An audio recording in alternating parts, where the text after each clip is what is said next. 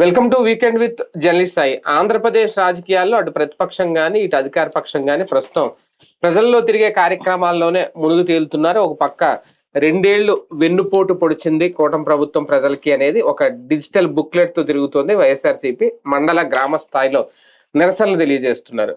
మరో పక్క రేపు 25వ తేదీ నుంచి ప్రజల్లోకి వెళ్ళబోతున్నారు. ఆల్రెడీ ఈ వీడియో చేసే సమయానికైతే తిరుపతిలో బహిరంగ సభ కొనసాగుతోంది. కొన్ని కీలక వ్యాఖ్యలు కూడా చేస్తున్నారు. వాస్తవానికి 3 పార్టీలు 3 సభలు అనుకున్నారు. ప్రస్తుతం తిరుపతిలో ఆ సభ అయితే కొనసాగుతుంది. మిగిలిన సభలు కొనసాగుతాయా లేదా అనేది రేపు 25వ తేదీ నుంచి ఎలా వెళ్ళాలి ఏంటి ఈ నిర్దేశం. అలాగే దేశవ్యాప్తంగా కూడా జరుగుతున్న రాజకీయాలు, కాక్రోచ్ పార్టీ హడావుడి, వీటన్నిటి మీద చర్చించే ప్రయత్నం చేద్దాం ఇవాళ వీకెండ్ విత్ జర్నలిస్ట్ స్థాయిలో. సార్, అంటే వెళ్లే ముందు ఒక వార్నింగ్ గా, లేదు అంటే నిన్న జగన్మోహన్ రెడ్డి గారు చేసిన వ్యాఖ్యలు, అందులో చాలా అంశాలే ప్రస్తావనకు వచ్చినాయి.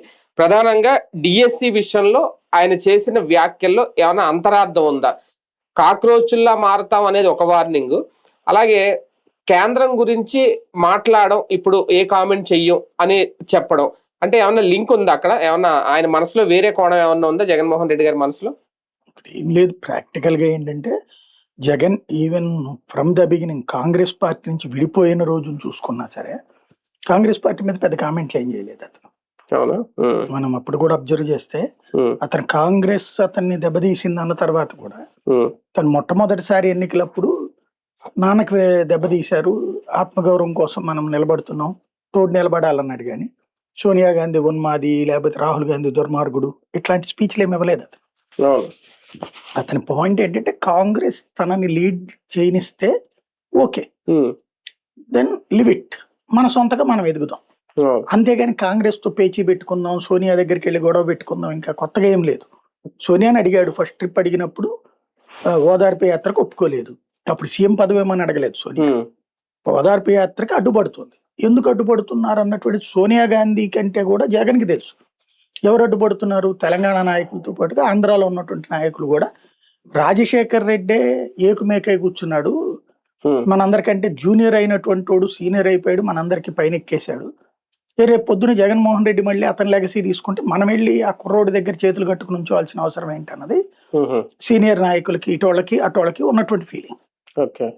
ఆ కోపాన్ని అక్కడ చూపించారు. మరి అదే మనుషులు మరి రాజీవ్ గాంధీని ఒప్పుకున్నారంటే ఒక అర్థం ఉంది. మరి సోనియా గాంధీని ఎందుకు ఒప్పుకున్నట్టు, రాహుల్ గాంధీని ఎందుకు ఒప్పుకున్నట్టు? మరి నాయకుడిగా ఆ కామన్ సెన్స్ ఉండాలి కదా. వాళ్ళకి ఆలోచన లేదు. అక్కడైతే అట్లా ఉండాలా గాంధీల కుటుంబం, ఇక్కడ రాజశేఖర రెడ్డి కుటుంబం ఎట్లా ఉంటుంది అన్నటువంటి ఉద్దేశంతో అక్కడికి వెళ్ళి విష ప్రచారం బాగా చేయగలిగారు.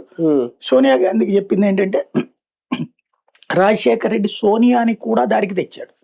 ఎందుకని 2004లో సోనియా గాంధీ తెలంగాణ నాయకుల ఒత్తిడి మేరకు టిఆర్ఎస్ తో పొత్తుకు ఒప్పించింది ఖచ్చితంగా. అంటే అతనికి అప్పటికి చాయిస్ లేదు. పార్టీ తరపున సీఎం క్యాండిడేట్ గా కూడా అనౌన్స్ చేయలేదు అప్పటికి. పార్టీ ఎన్నికల తరపునే వెళ్ళారు. అప్పుడు టిఆర్ఎస్ ని ఖచ్చితంగా ఒప్పుకోవాల్సి వచ్చింది.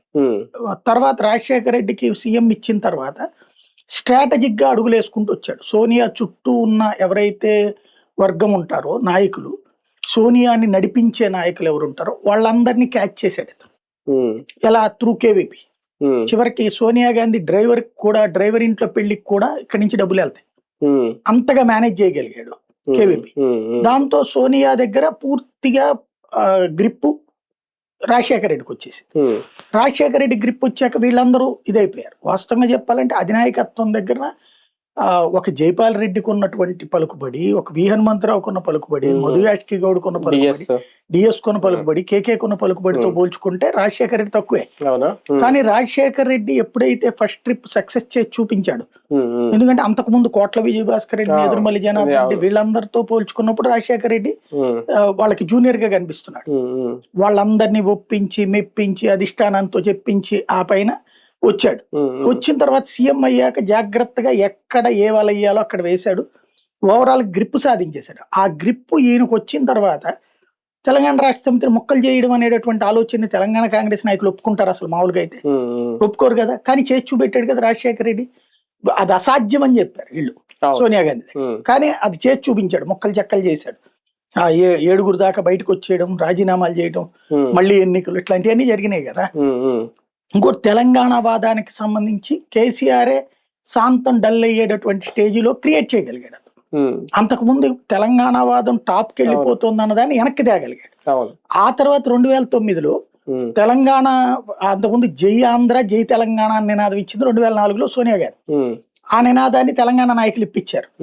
అలాంటిది రెండోసారి 2009కి వచ్చేటప్పటికి జై ఆంధ్రప్రదేశ్ అని నినాదం చేసింది సోనియా గాంధీ. పైగా సోనియా గాంధీ సభ దగ్గర నుంచినే ఇతను డైరెక్ట్ గా అడిగింది ఏంది, వీసాలు కావాలా, హైదరాబాద్ రావాలంటే.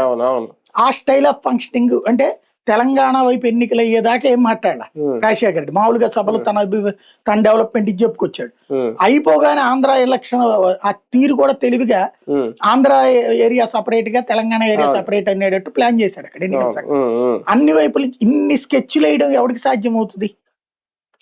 ఆ దెబ్బ ఏమైంది, వీళ్ళు కూడా ఊహించింది ఓడిపోతుంది అనుకున్నటువంటిది మళ్ళీ కాంగ్రెస్ గెలవడం. దాంతో కేసీఆర్ ఇంటికి వెళ్ళి పడుకోవాల్సిన పరిస్థితి వచ్చింది. కేసీఆర్ రాజశేఖర్ రెడ్డి చచ్చిపోకపోతే కనుక బయటకు కూడా వచ్చి ఉండేవాడు. అంత గ్రిప్ సాధించారు. అంటే వీళ్ళందరికీ అర్థమైంది ఏంటంటే రాజశేఖర్ రెడ్డితో పాటు కొడుకు కూడా ముదురే, అంటే జెనెటికల్ ఫీలింగ్ ఉంటుంది కదా. కాబట్టి ఇతను ఇంకోటి ఏంటంటే యారగెంట్ అనేది వాళ్ళకి ఫీలింగ్. ఆ ఫీలింగ్ తో ఉన్నటువంటి వాళ్ళందరూ కూడా ఇతన్ని రానివ్వకూడదు ఆ ప్లేస్ లో అన్నటువంటిది ప్లాన్ చేసుకున్నారు.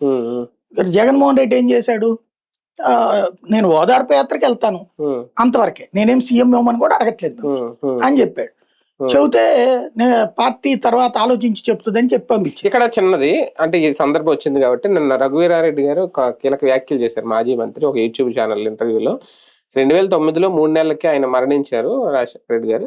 తర్వాత జగన్నే క్యాబినెట్ లోకి రమ్మని అడిగారు, రాష్ట్ర క్యాబినెట్ లోకి. అప్పుడు కూడా ఆయన ఎంపీ అయ్యి తక్కువ కాలం అయింది. వస్తే రోసయ్య తర్వాత ఈయనే సీఎం అయ్యి ఉండేవారు, అప్పుడే ఉమ్మడి ఆంధ్రప్రదేశ్ లోనే అయ్యి ఉండేవారు. ఆ అవకాశాన్ని వదులుకున్నారు. అప్పట్లో కాంగ్రెస్ పార్టీ ఆలోచనలో ఉంది, అప్పుడే అయ్యి ఉండేవారు. అంటే ఈయన బయటకు వచ్చేసి తర్వాత ఎంపీగా పాదయాత్ర మొదలెట్టిన, ఓదార్పు యాత్ర మొదలుపెట్టే మధ్యలో ఇది జరిగిందట. ఇప్పుడు ఆయన అది బయట పెడుతున్నారు. నిజంగా అలా చేస్తే అప్పుడే అయ్యి ఉండేవాడేమో సీఎం. రఘువీరారెడ్డి గారికి ఉన్న సమాచారం ఒకటై ఉండొచ్చు, అంటే అప్పుడు ఆయన సీనియర్ కదా. కానీ వీళ్ళకున్న సమాచారాల కంటే కూడా నా దగ్గర ఎక్కువ సమాచారం ఉంది అప్పుడు. ఎందుకంటే నేను ముఖ్యమంత్రిగా రోషయ్య గారి బీట్ చూసిన వాడిని కాబట్టి అక్కడ ఏం జరుగుతుందో ఢిల్లీలో ప్లస్ హైదరాబాద్ లో యాక్టివిటీ మొత్తం నాకు ఐడియా ఉంది, ప్రతి స్టెప్ కూడా. ఎందుకంటే పర్టికులర్ గా ఆ రోషయ్య గారు సీఎం గా ఉన్నంత వరకు దాదాపుగా ప్రతి అంశము నేను ఫాలో అప్ చేశాను. ఆ తర్వాత కిరణ్ కుమార్ రెడ్డి గారు సీఎం గా ఉన్నటువంటి సందర్భంలో ఢిల్లీలో ఉన్నటువంటి నాయకులతోనూ నా కాంటాక్ట్స్ ఉండటం వల్ల అప్పుడు జరిగిన ప్రతి స్టెప్ తెలుసు, రాష్ట్ర విభజన దాకా కూడా.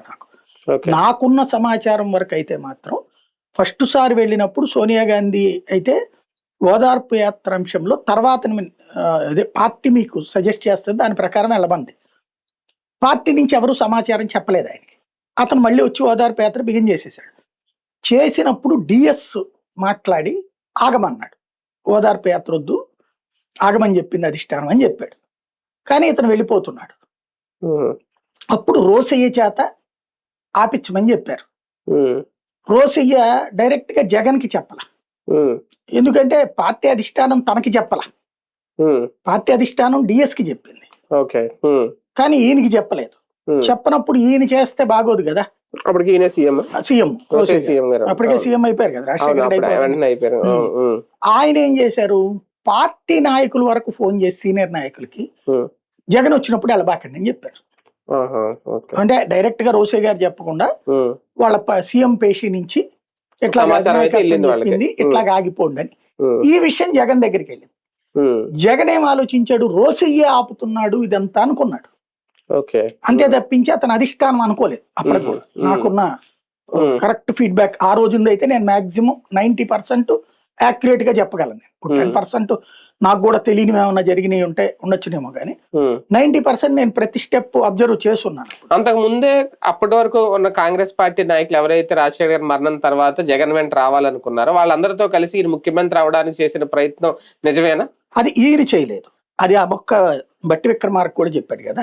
వాస్తవంగా రాజశేఖర రెడ్డి చనిపోయాక వాస్తవంగా ఏం చేయాలి, కొంచెం గ్యాప్ ఇచ్చి అధిష్టానం అనౌన్స్ చేయాలి. కానీ ఆయన శవం అక్కడ ఉండగానే ఇక్కడ రోసయ్యని సీఎం గా అనౌన్స్ చేయించాలన్నటువంటి, అంటే రోసయ్య అనుకోలేదు, ఎవరికాళ్ళు ప్రయత్నించారు ఢిల్లీలో. వీళ్ళందరూ ప్రయత్నిస్తుండేటప్పటికి కాంగ్రెస్ పార్టీ అధినాయకత్వం ఏం చూసింది, ఉన్నోళ్లలో సీనియర్ లిస్ట్ ఏదని అడిగారు. టాప్ 4 తీశారు, అందులో కేకే కూడా ఉన్నాడు. కేకే ఇట్లా వయసు పరంగా చూసారు. వయసు పరంగా చూసినప్పుడు నాన్ కాంట్రావర్షియల్ గ్రూపులతో సంబంధం లేదు. రాజశేఖర్ రెడ్డి ఉన్నా, కోట్ల విజయభాస్కర్ రెడ్డి ఉన్నా, నేదురుమల్లి జనార్దన్ ఉన్నా, ఎవడు ముఖ్యమంత్రిగా ఉన్నా కూడా మంత్రిగా చేసి సఫిషియెంట్ గా ఉన్నాడు, అందరితో ర్యాపో మెయింటైన్ చేస్తున్నాడు రోసయ్య అని తేలింది. అప్పుడు ఫైనాన్షియల్ మినిస్టర్ ఆర్థిక మంత్రిగా ప్లస్ చురకలు అది బాగానే ఉన్నది. కాబట్టి ఆయన్ని నాన్ కాంట్రావర్షియల్ అన్న ఉద్దేశంతో ఆయన తీసుకొచ్చారు. తెలంగాణ వాళ్ళని ముఖ్యమంత్రిని చేయాలా, ఆంధ్ర వాళ్ళని ముఖ్యమంత్రిని చేయాలా అన్న గొడవ ఎందుకు, ఇది ఆంధ్ర తెలంగాణ అంత కాకుండా ఈయన ఫ్రమ్ ద బిగినింగ్ అక్కడే ఉన్నటువంటి వాడు కదా అని ఈయనకి ఇచ్చేశారు. ఇది అధినాయకత్వం ప్లానింగ్.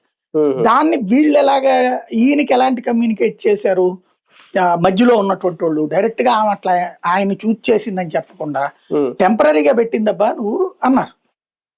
టెంపరీగా అనే పదమే పదే పదే వాడుతూ ఉండేవాళ్ళు.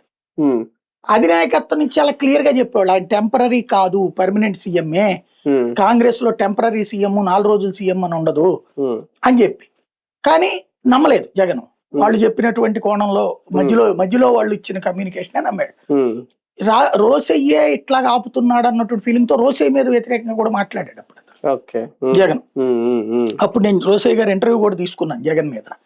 ఆయనే అప్పుడు నా ఇంటర్వ్యూలోనే చెప్పారు ఆయన, నేనేమంటున్నాను పార్టీ అధినాయకత్వం చెప్పింది ఆయన ఓదార్పు యాత్ర వద్దని, ఒక్కొక్క చోట జిల్లాకు ఒక చోట పెట్టి ఆ చనిపోయినటువంటి కుటుంబాల వాళ్ళందరూ అక్కడికి తీసుకొచ్చి ప్రభుత్వం తరపున ఒక 5 లక్షలు, జగన్ ఎంత ఇస్తాడో అంత, లేదా జగన్ ఎంత ఇవ్వదలుచుకున్నాడు చెప్తే దానికి మ్యాచింగ్ సేమ్ అమౌంట్ లేకపోతే ఇంకో 1 లక్ష ఎక్కువ వేసి ప్రభుత్వం నుంచి ఇవ్వమని చెప్పింది సోనియా గాంధీ.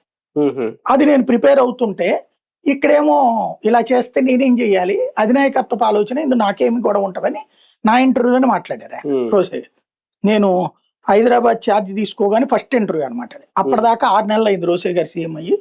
6 నెలల్లో ఎవరు కూడా ఆయన ఎవరికి ఇంటర్వ్యూలు ఇవ్వాలి. ఆయన ప్రెస్ మీట్ లో కూడా ఎవరు ఈ మాట్లాడలేదు, ఆయన అడగలేదు. ఎవరు నోటికి వచ్చింది, ఎవరి చేతికి వచ్చింది వాళ్ళు రాసుకొచ్చారు. నేను సీఎం బీట్ నాకు ఎలాట్ చేయగానే విజయవాడలో ఆయన ఎయిర్పోర్ట్ లో వస్తేను, ఇక్కడ అప్పుడే కోనేరు రంగారావు గారు చనిపోతే ఆ కార్యక్రమానికి అని వచ్చారనమాట.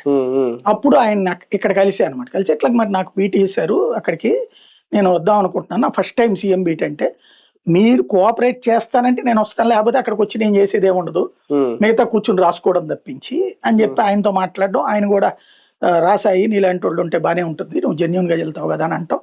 అప్పటి నుంచి కూడా నాకు కమ్యూనికేషన్ కూడా ఎట్లా అంటే రోసయ్య గారికి మెసేజ్ ఇస్తే ఆయన రిప్లై ఇస్తారు సీఎం హోదాలో ఉండి కూడా ఇట్లాంటి కాంట్రవర్షియస్ ఇష్యూస్ వచ్చినప్పుడు. అందువల్ల నాకు ఎప్పుడు ఫ్యాక్టే తప్పించి అన్ఫెయిర్ ఉండేది కాదు, మనము వేరే ఉద్దేశం ఏమి ఉండేది కాదు.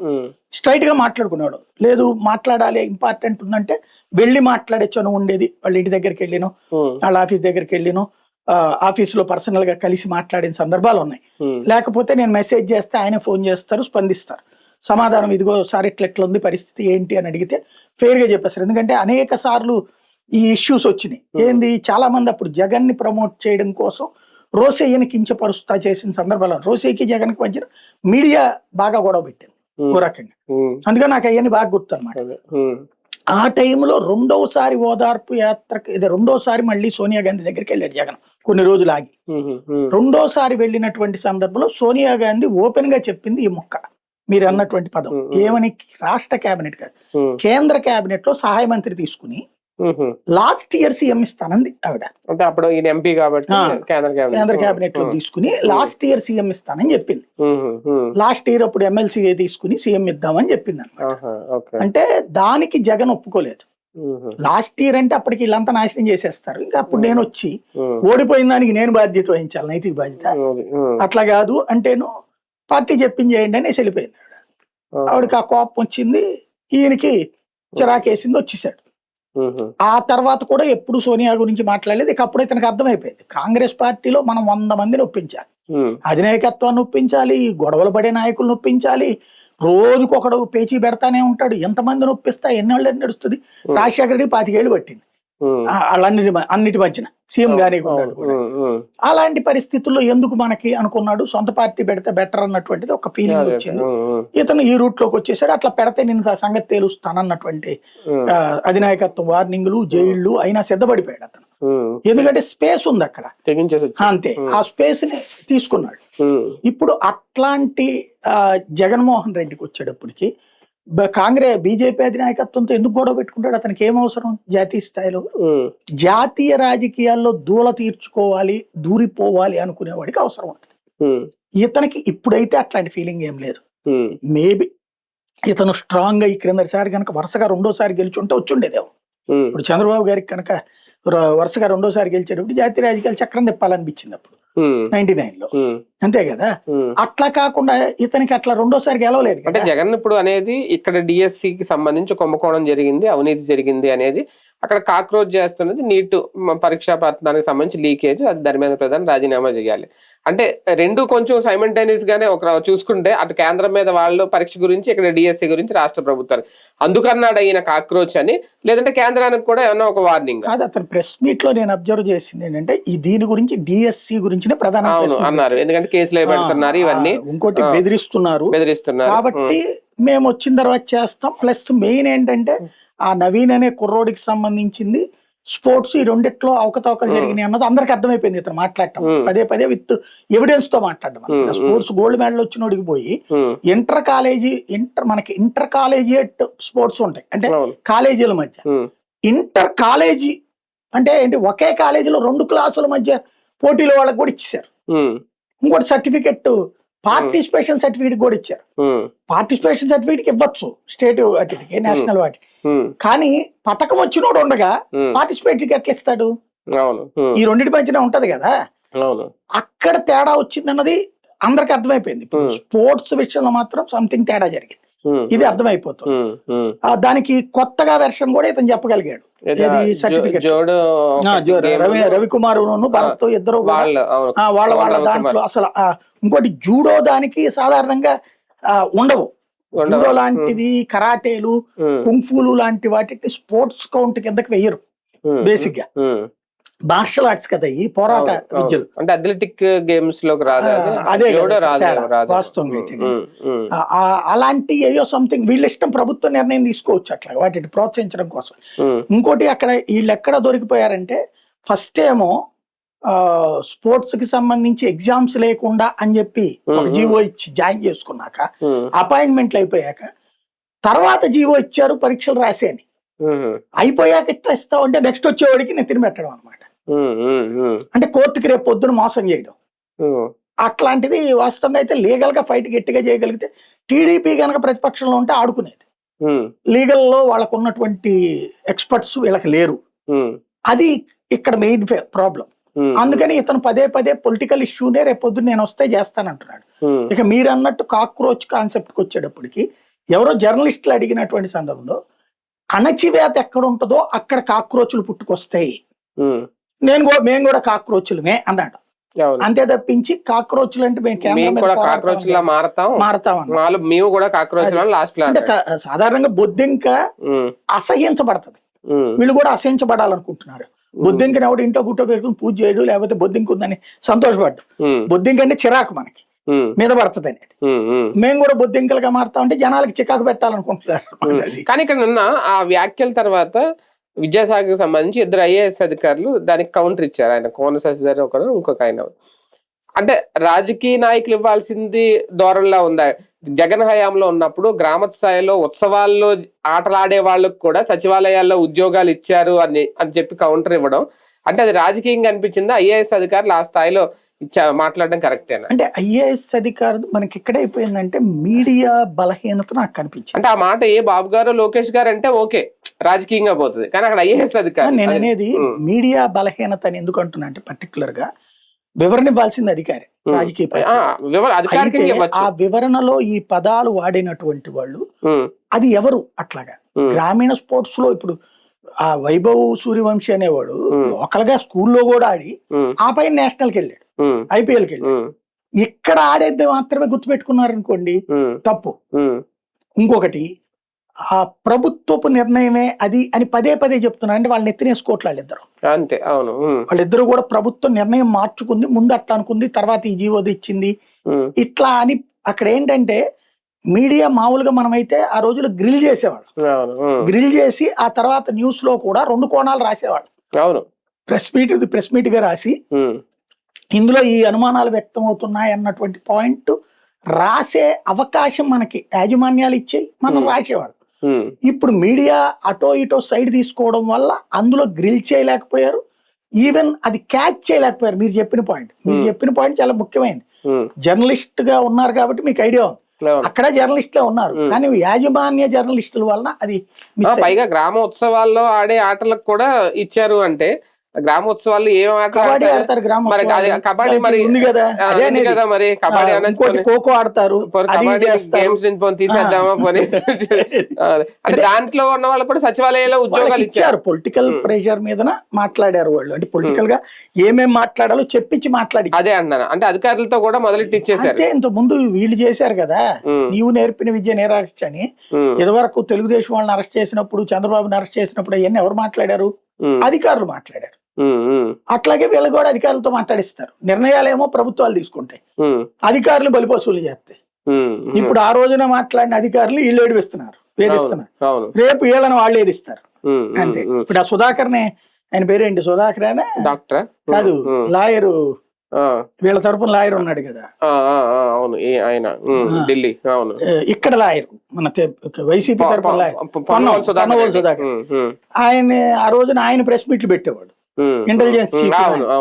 వాళ్ళిద్దరిని ఇప్పుడు ఎలా ఏడిపించారు వీళ్ళు, అంతే ఉంటారు రేపు పొద్దున మళ్ళీ వీళ్ళందరికీ. 2 ఏళ్లు వెన్నుపోటు నిరసన కార్యక్రమం సక్సెస్ఫుల్ గా వెళ్తుందా? నిజంగా ప్రజల నుంచి వస్తున్న మద్దతేనా? నిన్న ఆయన మాటలు చూస్తే అంటే ప్రజల నుంచి, వాళ్ళ ప్రజలు ఎప్పుడు యాజిటేషన్స్ లో పార్టిసిపేట్ చేయరు, అంటే బట్ ప్రజలకి గుర్తు చేయటం మాత్రమే ప్రతిపక్షం చేసే పని. అధికార పక్షం మేము చేసామని గుర్తు చేస్తుంది, ప్రతిపక్షం వీళ్ళేం చేయలేదని గుర్తు చేస్తుంది. మన సోషల్ మీడియా ప్లాట్ఫారాల్లో చూసుకుంటే గనక తెలుగుదేశం తరపున ఇదివరకు అపోజిషన్ లో ఉన్నటువంటి సందర్భంలో ఎంత స్ట్రాంగ్ గా అటాక్ చేసేవాళ్ళు, వైఎస్ఆర్ కాంగ్రెస్ పార్టీ వాళ్ళు ఇవాళ అంత స్ట్రాంగ్ అటాక్ చేయగలుగుతున్నారు, అన్ని కేసులు అన్ని గొడవల తర్వాత. సేమ్ టైం వివరణ ఇచ్చుకునే సందర్భంలో తప్పటడుగులు పడుతున్నది ప్రభుత్వం వైపు నుంచి, వీళ్ళు దాన్ని ఏలెత్తి చూపెట్టడంలో సక్సెస్ అవుతున్నారు. అంటే సోషల్ మీడియా ఇప్పుడు ఎదురు బొదురు కూర్చుని గొడవలు పడేది ఏం లేదు కదా, మీడియా సోషల్ మీడియా అనే ద్వారానే కదా. వీళ్ళు ఒక ఆర్గనైజ్డ్ గా 100 మీమ్స్ పెట్టుకునినో ఏదో చేస్తున్నారు, కానీ ఆన్సర్ చేసేటటువంటి సందర్భంలో అవి కుదరవు. నువ్వు దాడి చేసేసాం, దౌర్జన్యం చేసాం, దాని కింద 100 కామెంట్లు మన వాళ్ళతో పెట్టించవచ్చు, కానీ అవతలోడు ఒక్క కామెంట్ నిన్న నేను చూసా డిఎస్సి గురించి. డిఎస్సి విషయంలో వాడు రాక్షసుడు, అన్ని నాశనం చేస్తాడని ఇట్లాగా పోస్టులు పెట్టి కింద పాయింట్లు కూడా, కామెంట్లు కూడా అట్లా వీళ్ళే పెడుతున్నారు. పెడుతున్నప్పుడు మధ్యలో ఒక 10 కామెంట్ల తర్వాత ఒకటి చెప్పున వైసీపీ వాళ్ళు ఎవరో తగులుతున్నారు, లేదా యాంటీ గవర్నమెంట్ వాళ్ళు తగులుతున్నారు. వాళ్ళు అడుగుతున్న ప్రశ్న, స్పోర్ట్స్ లో ఇట్లా ఇంటర్ స్కూల్లో ఒకే స్కూల్లో పోటీలకు మీరు ఇచ్చారా లేదా? రెండోది పరీక్ష డిఎస్సి ఇంతవరకు భారతదేశ చరిత్రలో ఎక్కడైనా సరే డిఎస్సి పరీక్ష రాయకుండా డిఎస్సి ఉద్యోగాలు ఎట్లా ఇస్తారు? ఇచ్చారా? పోనీ ఇంతకుముందు చంద్రబాబు గారు ఇచ్చారా అట్లాగా అని వాళ్ళు అడిగే ప్రశ్నకి సమాధానం ఎక్కడుంది చెప్పండి. ఇక్కడ 16,500 మందో 17,000 మందో పరీక్ష రాసినటువంటి వాళ్ళు ఓకే, వాళ్ళ తరపున వకాల్తా పుచ్చుకున్న వాళ్ళు ఓకే. ఈ వకాల్తా పుచ్చుకున్నోడికి సరిగ్గా ఏంటో తెలియదు, పార్టీ నుంచి ఇచ్చారు దాన్ని పట్టుకుని తిడుతున్నాడు. అవతల నష్టపోయిన 3 లక్షల మంది ఉన్నారు చూడండి, వాళ్ళు తగులుకుంటున్నారు. నాకు కనీసం 12 మెయిల్స్ వచ్చినాయి డీటెయిల్డ్ గా. మెయిల్స్ మనకి దాంట్లో పెడతాం కదా, ఆ మెయిల్ కి వస్తున్నాయి అంటే డీటెయిల్డ్ గా దాన్ని చూస్తుంటేనే అర్థం అవుతుంది ఏంటనేది. దాన్ని బట్టి ఏం కనబడుతున్నది. కానీ ఇదే టైంలో జరుగుతున్న ప్రచారం రేపు పొద్దున్న నిజంగా జగన్మోహన్ రెడ్డి ఇప్పుడు అంటున్నారు కదా, 3 ఏళ్ళు ఆగండి మన ప్రభుత్వం వచ్చాక విచారణ చేపిస్తాను, న్యాయం చేస్తాను. ఇప్పుడు 17,000 మంది పోస్టులు ఉన్న వాళ్ళందరికీ థ్రెట్టేనా ఈ 3 ఏళ్ళు? వాళ్ళు భయపడాల్సిందేనా? జగన్ వస్తే మా పోస్టులు ఉంటాయా ఊడిపోతాయని భయపడాల్సిన పరిస్థితి? వీళ్ళు ఆ మాటే చెప్పాలని భయపెట్టి మీరు జగన్ తిట్టండి అంటున్నారు. కొంతమంది తిడతా కూడా వీడియోలు కూడా పెట్టారు, అంటే వీళ్ళ మీటింగ్ లేకపోతే మీకు ఎంత కష్టపడి మేము ఇప్పిస్తే ఏంటన్న అంతే. కానీ అదంతా అయ్యాక ఇతను 15 లక్షలు లెక్క తీశాడు బయటికి. వీడియోతో సహా వచ్చింది కదా 15 లక్షలు అడగటం అన్నటువంటిది. అక్కడ అది బరస్ట్ అయిపోలేదా? రెండవది వాళ్ళు అంత సీరియస్ గా స్పందించట్లేదు, అంటే కొంత భయపడుతున్నారు, సైలెంట్ గా ఉన్నారు. వాళ్ళంతటా వాళ్ళు రెచ్చిపోవాలి కదా. నిజంగా గట్టిగా సాధించిన వాళ్ళు అయితే ఏంట్రా రా చూసుకుందాం అని అడగాలి. ఎవరో ఒక అమ్మాయి దాన్నే పట్టుకుని వీళ్ళు చాలా షేర్ చేశారు, బట్ అంత తీవ్రత కనిపించటంలా. మీరు ఎట్లా మాకు మధ్యలో కొట్టబాకండి లాంటిది తప్పించి లేదు, ఎందుకంటే కొంత సంథింగ్ వాళ్ళలో ఉంది. అయితే జగన్ మళ్ళీ వీళ్ళని ఉద్యోగం పీకుతానల్లా, అవునులే మీకు సూపర్ న్యూమరీ పోస్టులు ఇచ్చిస్తాను అన్నాడు. అంటే వీళ్ళు మళ్ళీ వ్యతిరేకం కాకుండా ముందు జాగ్రత్త పడ్డాడు అతను. దీని మీద విచారణ చేసి శిక్షిస్తాను, వీళ్ళ ఉద్యోగాలు తీయను గాని మీకు సూపర్ న్యూమరీ పోస్టులు సృష్టిస్తానని చెప్పాడు. అది అంటే ఒక రకంగా భరోసా కల్పిస్తున్నారు, ఇద్దరికి భరోసా ఇస్తున్నాడు, ఉద్యోగాలు భరోసా కలిపి. ఒక రకంగా తెలుగుదేశం పార్టీ ఈ రోజు తిరుపతిలో ఒక సభ అయితే నిర్వహిస్తున్నారు, 3 పార్టీలు కలిపి. ఓకే, అంటే కొంతవరకు వచ్చిన సమాచారం వీళ్ళు 3 సభలు పెట్టాలనుకున్నారు, అమరావతిలో, వైజాగ్ అనుకున్నారు. 2 రద్దు, ఆ 2 కూడా రద్దు అనేదో అన్నారు, ఎందుకంటే ఆ స్టీల్ ప్లాంట్ ఘటన ఇదంతా. మరి మిగిలిన చేస్తారో లేదో తెలియదు. ఇప్పుడైతే ఇది నిర్వహించడం, రేపు 25 నుంచి ప్రజల్లోకి వెళ్ళాలి, సైకిల్ మీద వెళ్ళాలి అని అనుకోవడం, ఇది 2 ఏళ్ల పాలనకు ఒక గుడ్ సైన్ అవుతుందా ఈ సభ వీళ్ళకి? అంటే ఇవాళ వాస్తవంగా 12వ తారీఖు క్యాన్సిల్ చేసి నిన్నే జరిగింది కాబట్టి 17 విశాఖ అనుకున్నారు. అవునన్నారు, కానీ విశాఖలో 17ని పెడితే వీళ్ళందరూ ఎక్కడ అడుగుతారు అన్నటువంటి అనుమానం వచ్చినట్టుంది. అందుకని మరి అవి ఉన్నాయో లేదో నాకు తెలియదు. అదే కాసేపు రద్దు అన్నారు, ఇది కూడా మొన్న రద్దు అన్నారు, మళ్ళీ పెట్టేశారు. కాబట్టి ఏం చేస్తారో వాళ్ళ ఇష్టం.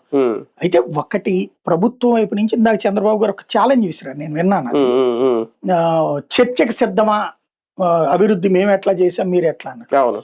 ఇది సాధారణంగా చోటా మోటా కార్యకర్తలు మాట్లాడతారు. ఒకవేళ జగన్ వస్తానంటాడు, నువ్వు మాట్లాడతావా చర్చికి? ఇప్పుడు గ్రౌండ్ లెవెల్లో నియోజకవర్గ స్థాయిలో వైసీపీ వాళ్ళు, ఇదే తెలుగుదేశం వాళ్ళు ఛాలెంజ్ చేస్తున్నారు. వైసీపీ వాడు రెడీ అనగా తీసుకెళ్లి గృహ నిర్బంధమును బయటికి రాకుండా చేస్తున్నారు. నాకు తెలిసి ఇన్నేళ్ల చరిత్రలో ఒకే ఒక్క చర్చ మేము TV9 వేదికగా పెట్టాం. అప్పుడు లొగడపాటి రాజగోపాలును అతని వ్యతిరేకంగా దమ్ముంటే చర్చికి రా అన్నప్పుడు పోలీసులు ఇద్దరిని అట్లా గృహ నిర్బంధం చేశాక లేదని చెప్పి ఇద్దరిని కలిపి TV9 కూర్చోబెట్టి చర్చించింది ఒక్కసారి. రజనీకాంత్ చేసినట్టున్నాడు.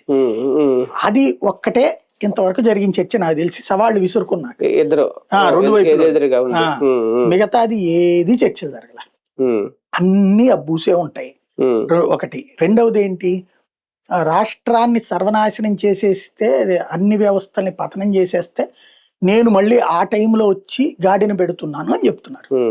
ఒక్కసారి ఇక్కడ ఏమైపోయిందంటే మనకి, నాకు బాగా గుర్తు, పేపర్లలో వార్త అయితే మనం ఇవాళకి రేపు మర్చిపోతాం, లేదా కొత్తగా పేపర్ ఒకటి రాసినప్పుడు పాతదాన్ని రాయకపోతే అయిపోతుంది అక్కడతో. కానీ టీవీలు, విజువలైజ్డ్ మీడియా వచ్చాక నువ్వు దాచలేవు, ఏది కూడా గుర్తుండిపోతుంది మన మెదడులోకి, ఒకసారి ఫిక్స్ అవుతుంది. దాని మీద నువ్వు 100 పైన వేస్తే మొదటిది మర్చిపోతావేమో. ఒకసారి గుర్తుకు తెచ్చుకుంటే 2019లో జగన్ అధికారంలోకి వచ్చిన ఒక 10 రోజులకో 2వ రోజునో యనమల రామకృష్ణుడు ప్రెస్ మీట్ పెట్టాడు ఆర్థిక మంత్రిగా. పెట్టి మేము ఎంత గీకాలో అంతా గీకేసాం, ఇంకేం లేదు, 100 కోట్లు ఉన్నది వాళ్ళ దగ్గర బడ్జెట్, 100 కోట్లతో అసలు ఈ నెల జీతాలు ఎట్టిస్తాడో చూస్తామన్నారు.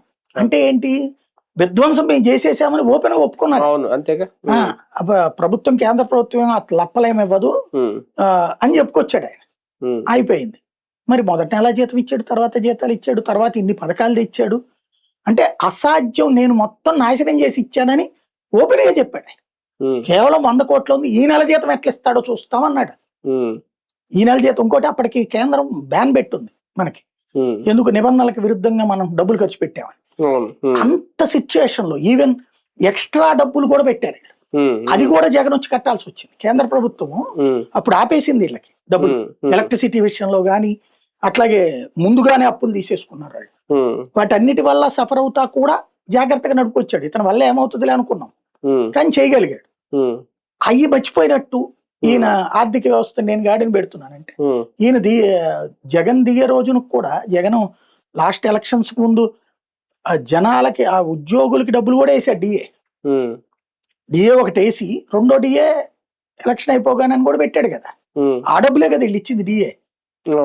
తర్వాత ఇంతవరకు వీళ్ళు ప్రతి 6 నెలలకు ఒక డిఏ వస్తుంది కదా, అంతకుముందు జగన్ ఒకటి పెండింగ్ ఉంది కదా, 5లో 2 కదా అయింది, ఇప్పుడు 4 డిఏలు పెండింగ్ ఉన్నాయి మళ్ళీ. మరి అతను డిఏలు అయితే ఎప్పటికప్పుడు వేసుకుంటూ వచ్చాడు కదా, రాగానే ఉద్యోగులకి మళ్ళీ 27% ఇచ్చాడు కదా.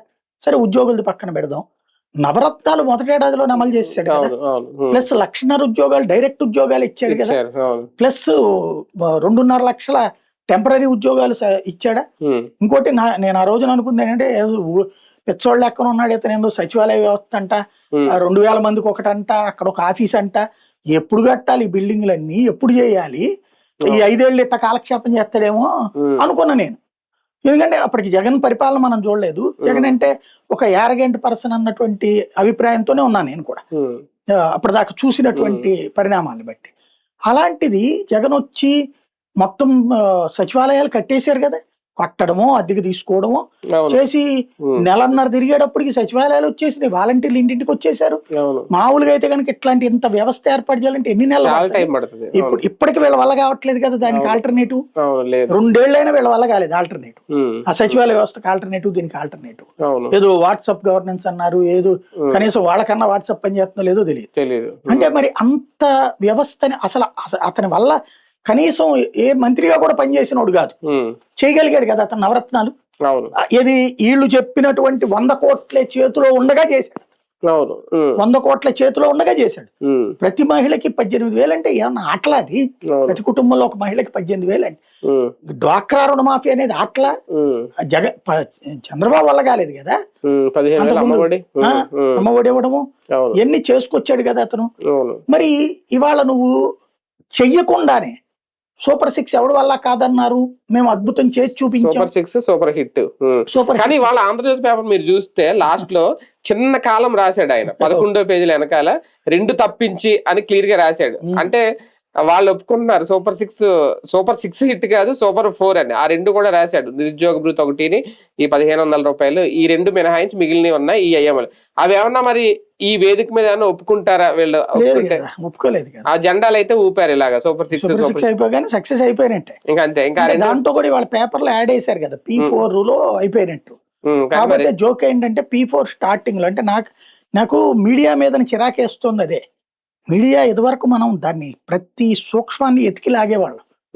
ఇప్పుడు మొన్నప్పుడు బాబు గారు ఎంతమంది చెప్పారు, 20 లక్షల మంది ముందుకు వచ్చారు మార్గదర్శులు అన్నారు. రన్నింగ్ లోకి వచ్చాక 10 లక్షలు అయింది. ఇవాళ చూస్తే 2 లక్షల మంది మార్గదర్శులు అన్నారు.